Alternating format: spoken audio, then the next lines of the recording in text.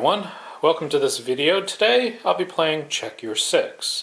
Here's a picture of the rules, or the cover of the rule book. I'll talk about that in a future video. And today we're going to be doing a little custom-made scenario. This is kind of my learning to fly video. It's called Condor Intercept. This is taking place in May 1940. It's a hypothetical encounter between Swedish J9 aircraft, which you'll see here. There's their data cards for the J9. There are three pilots, Hans, Franz, and Sven. They're all skilled pilots. The J9 had come online in 1940 and was the most advanced fighter that the Swedes had at the time. Okay, and they'll be going up against a Focke-Wulf 200 C2 that has just completed a naval interdiction and bombed some naval aircraft in Swedish waters. So the setup is basically the Swedes need to go up, intercept the aircraft, try to force it to land. They've been giving rules of engagement not to fire upon the Focke-Wulf 200 unless fired upon by the Focke-Wulf 200. So to simulate that, at the beginning of each turn, I'll roll 1d6, and on a roll of 1 and 6, then the Focke-Wulf 200 will, if possible, shoot at the Swedes. And at that point, combat will begin. So that's the introduction. I'll take a break here, zoom out, show you the setup, and we'll get started from there. And here we have our flight of 3 Swedish J9s. We have aircraft number 1 with Hans. We have aircraft number 2 with Franz. We have aircraft number 3 with Sven. They are currently at altitude 5 and moving at speed 3. Here we have the German aircraft. It's 15 hexes away from the Swedish flight. And their objective is to exit the board at the opposite direction of the Swedes. So, yeah, basically they're going that way, and they have to exit the table edge down there. Okay, so that's the goal of the Focke-Wulf 200, is to survive this encounter. It is currently at altitude 3 and at speed 2. And the way the rules work, and I'll get into more detail on that later, bombers go first. But now I'm going to go into plotting the move for each group. We'll start off with the bomber, and then we'll switch to the Swedes. So I'll do that off camera, and I'll come back and we'll plot out the movement phase, and then we'll work through the sequence of play at that point. So be back in a second. Alright, all the orders have been written down. We'll start off with the bomber. So we will take a look at what they chose to do here. Level flight F2 is the turn code. So basically you look here in the speed 2 section, because that's the speed it's currently going at, it chooses an F2. I'll show you how that works out, but right now we're going to roll to see if the Condor will engage in combat operations. On a roll of 1 or 6, so no, they will not start firing at this time. So let's go ahead and just do movement F2, which is straightforward. 1, 2, and now they decide to increase their speed to maximum speed, which is 3. So now they're going their maximum speed, still altitude 3. Now over to the Swedes.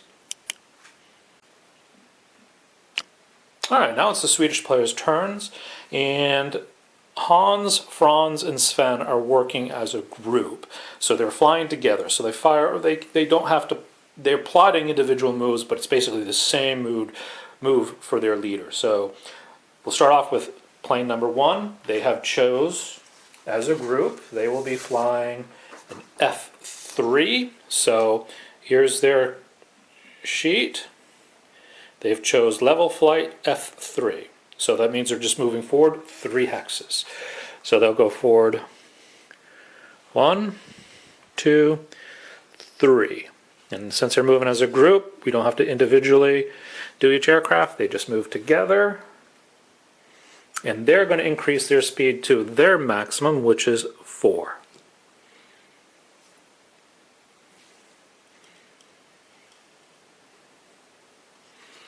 So now the Swedes are going maximum speed of 4, and they are at altitude 5.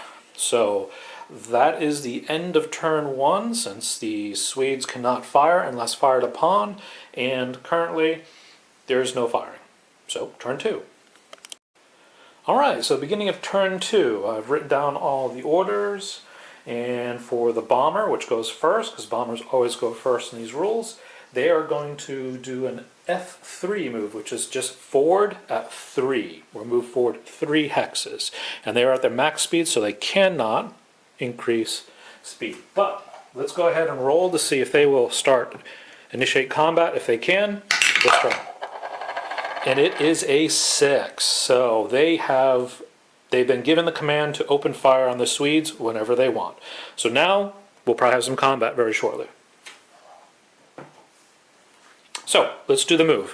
Forward 3. 1, 2, 3.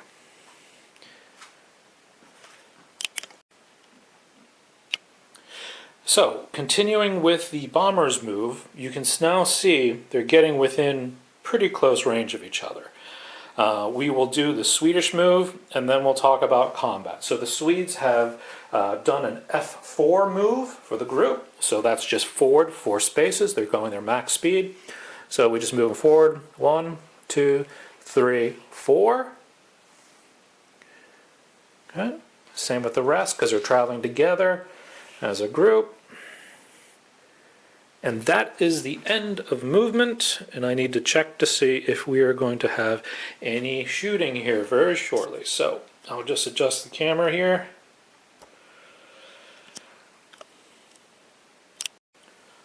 Alright, so continuing where we left off, the movement sequence is done for turn 2.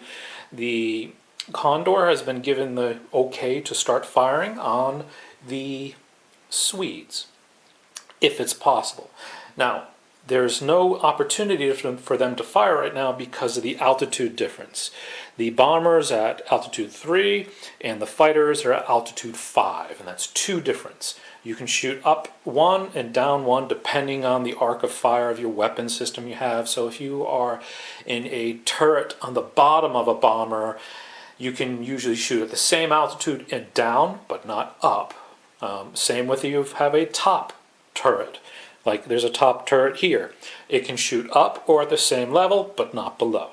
So there is no fire combat on this turn, but when there is an opportunity, the Condor will open fire, and therefore the attacks will begin.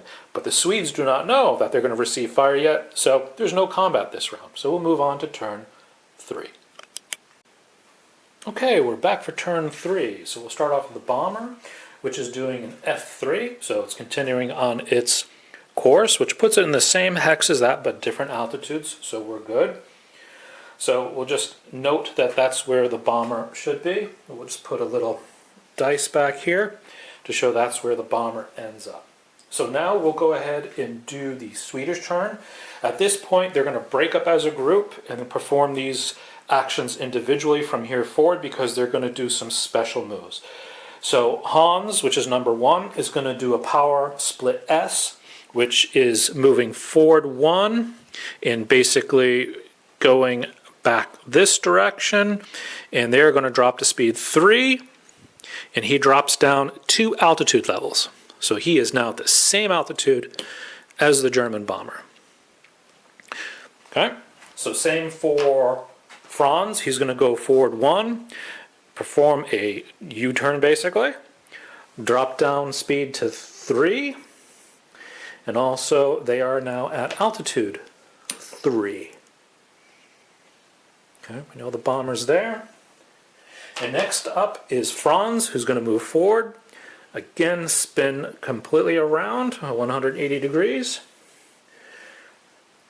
Drop speed and altitude down to altitude 3, or called tactical air level in the rules, and speed 3.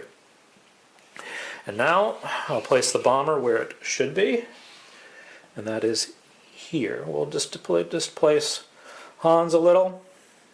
Okay. So now we're really tight, and we will probably have some, well, we're going to have some firing here because the Swedes are all over the bomber. But they're not really in the best position. It looks like the only one that has a shot is number 1, which is Hans. Franz and Sven are, yeah, they're out of the firing arc, so this is kind of interesting. So, let me take a look at the firing arcs for the bomber. We'll do the bomber firing first, and then we'll do the Swede, the one Swede that can fire, and that is Hans. Stand by. Okay, welcome back. We got some shooting to do here. The bomber has multiple positions on board. So we'll start off with we have a T3, which is a turret 3, which can fire the same altitude and up and 360 degrees. So he's going to fire that at number 3, which is Sven. So Sven's going to receive the first fire from the Condor. And to do this, we take a look at the charts here. And we're at point blank range. Yep, 1 hex, so 5+. With modifiers, I'm looking for a 7+ on this die roll. And we get an 8. And we need to, okay, yep, we've got an 8 here. So that is a hit. Now we got to look at the type of weapon that we're firing here. It's 1 heavy machine gun. So that's 1d6 to determine the firepower. And that's a 5. So I go back to the robustness table, and I take the 5 column, I move to the right one because we are at point blank range. So that means 2 dice. The aircraft number 3, which is Sven, needs to roll an 8 or higher not to get hit because the robustness of the Swedish J9 is 0. So, it's a 7. So that did not work so well for Sven. Sven is hit.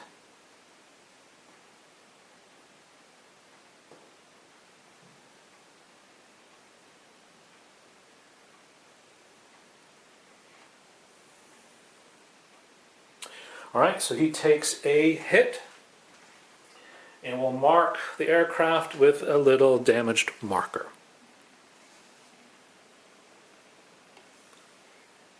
Alright, continuing the firing from the Condor onto Hans. He has again a heavy machine gun, so we're looking for the same die roll. We're looking for a 7 or higher to hit. And he gets a 9, so he scores a hit. Firepower is 1d6, and it's column 1, which we move 1 to the right, because it's, okay, so Hans needs to roll a 6 or higher to avoid, ooh, he boxcars it. Ooh, that's not good. Well, excuse me, snake eyes. So he is hit, and that is a double on the robustness check, which also means it is a lucky hit. So now we need to resolve a lucky hit. So we rolled 2d6, and let's consult the chart to see what the damage is. It's a 3. Pilot wounded. Air crew check to save plane. Pass plane must abort. Failed, the plane crashes. Stand by. Alright, after consulting the rules, Hans needs to make a little check. Needs to score 8 or higher on 2d6 to pass his aircrew check, which he does. So he passes. Okay, the plane is saved. The pilot must abort mission. So he's going to break off as soon as possible. And last but not least, we have the left side gunner from the Condor firing at number 2, which is Franz. So again, we're looking for a 7 or higher, and they miss. So that misses. So that concludes the fire from the Condor. Now, for the American player, this is all simultaneous. So Hans still gets a shot, and he is looking for point blank.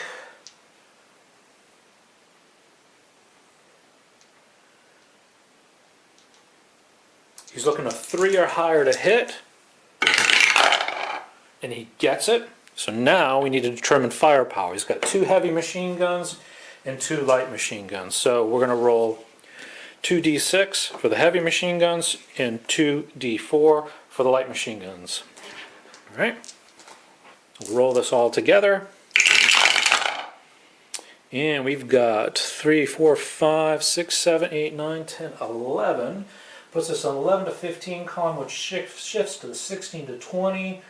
And robustness of 3, the save for the Condor needs to roll a 7 on 2d6 to save.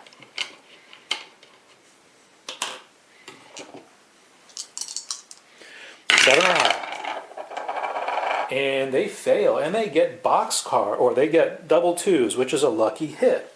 But first, let's mark that hit with a marker.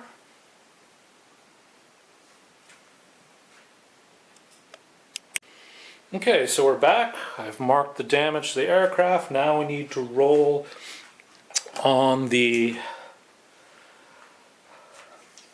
lucky hit table. We're looking at the bomber target, and this is with HMGs, so 2d6, and it's a 6, and that is gun cruel hit. Remove 1 defensive weapons from aircraft. So since it was Hans firing, we'll go ahead and remove the crew from the RB, or the RB, and that's the one heavy machine gun. So that is now out of action. And that is the end of turn 3. We have some good combat here. We have 1 aircraft breaking off. Franz is still in the action. We've got Sven with some aircraft damage, but we also have some damage to the Condor. So let me write out the orders, and we'll be back for turn 4.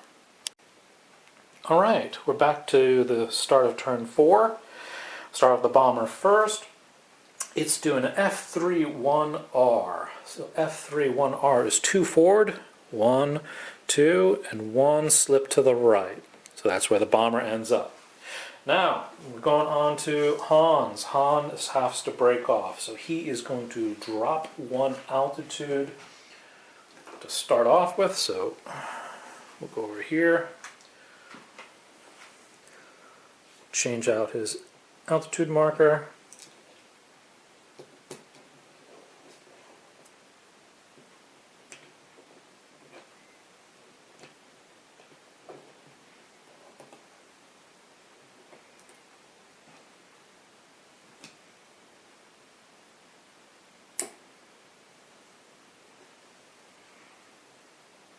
Alright, so he's dropped altitude 1 level, and he's doing an L34, which is 1 forward,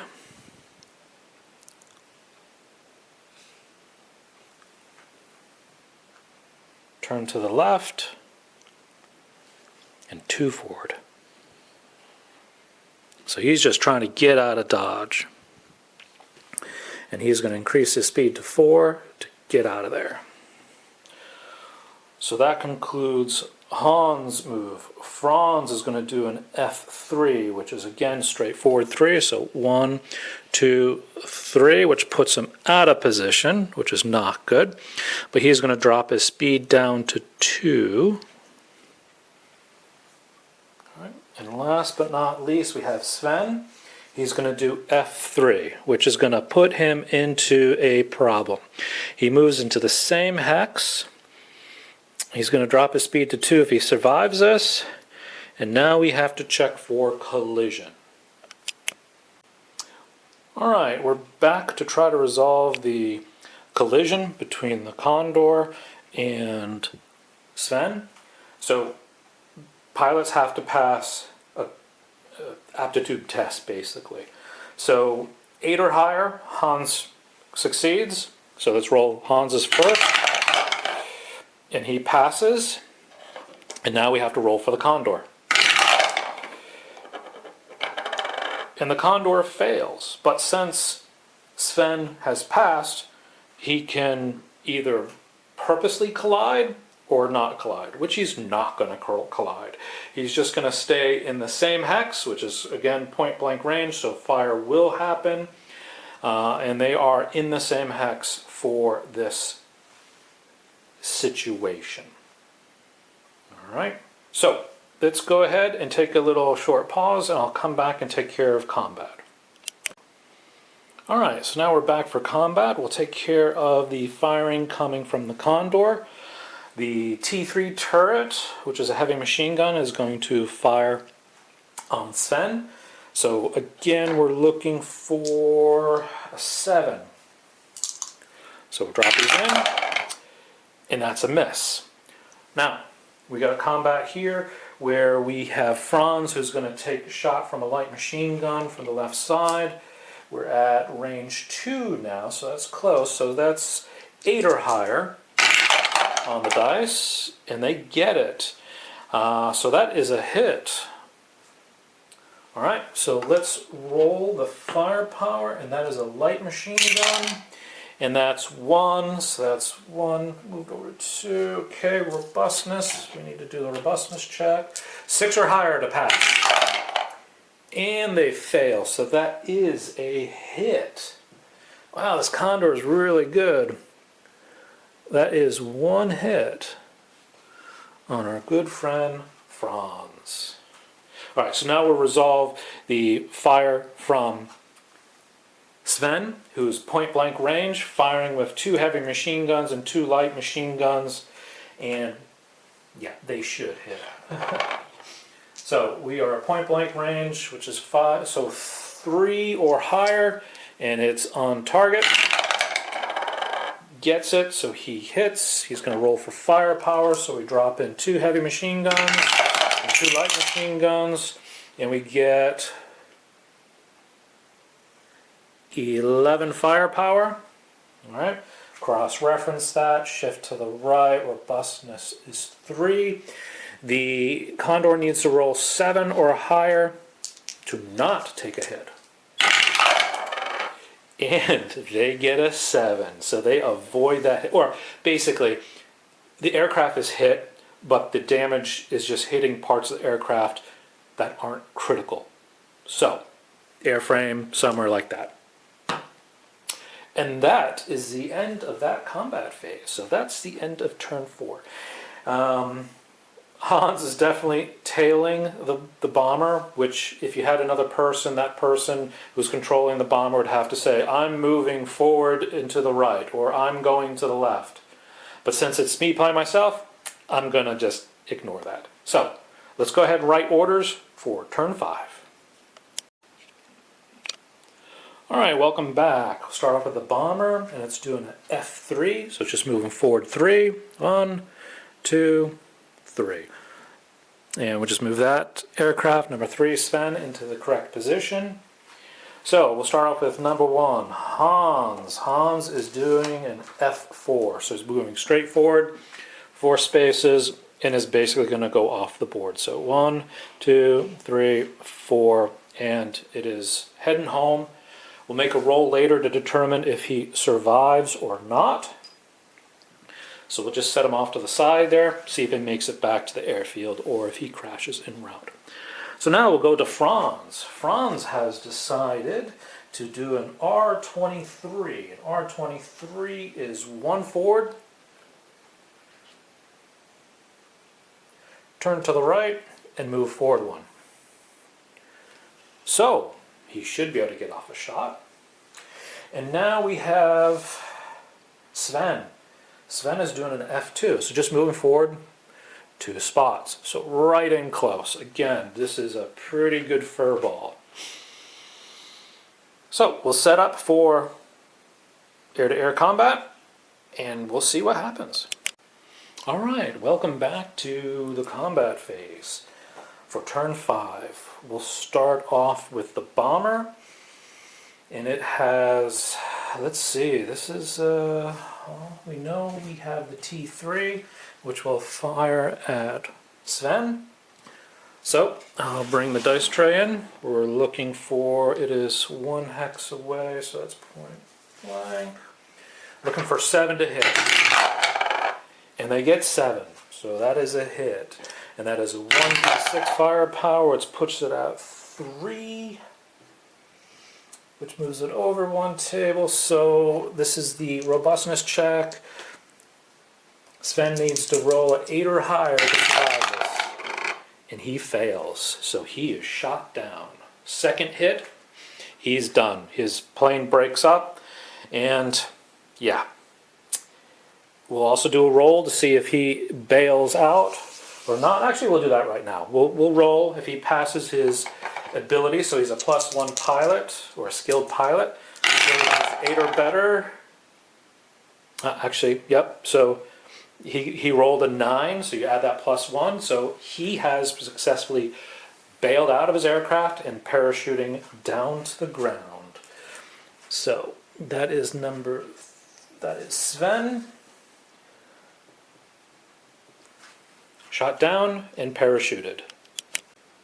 Alright, so I brought Sven back in because he still has a chance to fire, even though we know the results of him parachuting out.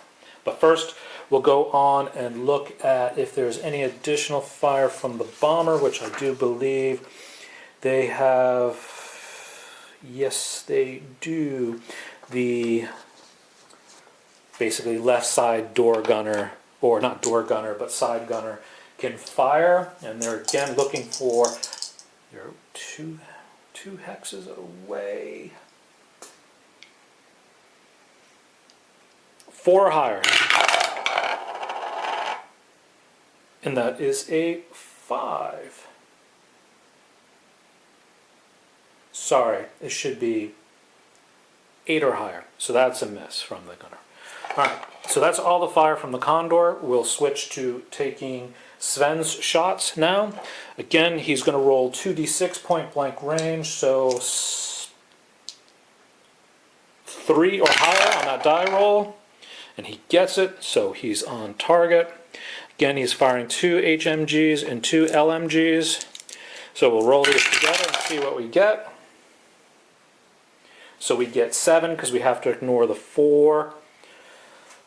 So that's 7 firepower, 1 shift to the right, robustness 3, 6 or higher for the Condor to survive. And the Condor passes its robustness test, so the shots fall onto an part of the aircraft that are not critical. And at that point, Sven's aircraft breaks up.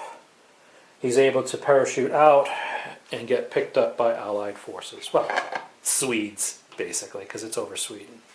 Now we have Franz. Franz has a shot. And that is going to be, let me check to see if that's a deflection shot. No, it is not deflection. So, we are looking for 2 hex away. 4 or higher on this die roll. He gets it, so he's on target. Again, he's firing 2 HMGs, 2 LMGs. And we get 5, 6, 7, 8, 9 is the firepower. Shift to the right. Okay, the Condor needs to roll a 6 or higher to make it. And they fail. The Condor is shot down. Okay, at that point the Condor is shot down. And let's see if the crew bails out. So we'll just do 1 roll for the entire. So we'll bring this back in.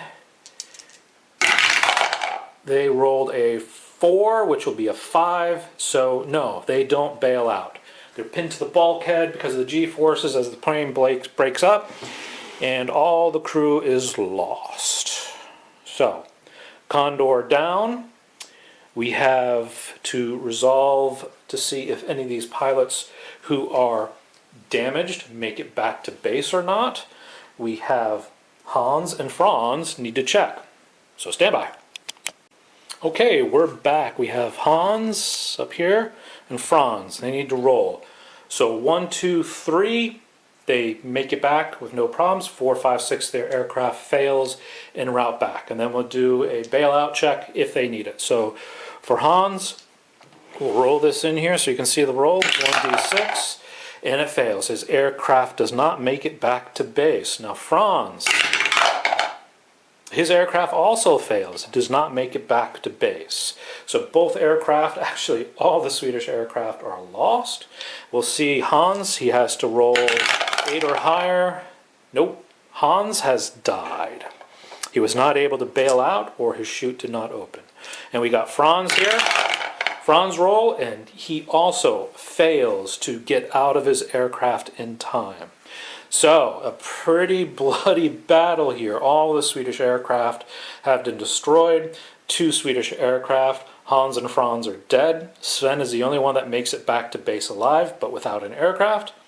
And the Germans lose a Condor with all of its crew on board. So, pretty bloody little battle. Usually they're not this bloody, but I guess I was a little too aggressive with the Swedes, and that's why they lost all their aircraft.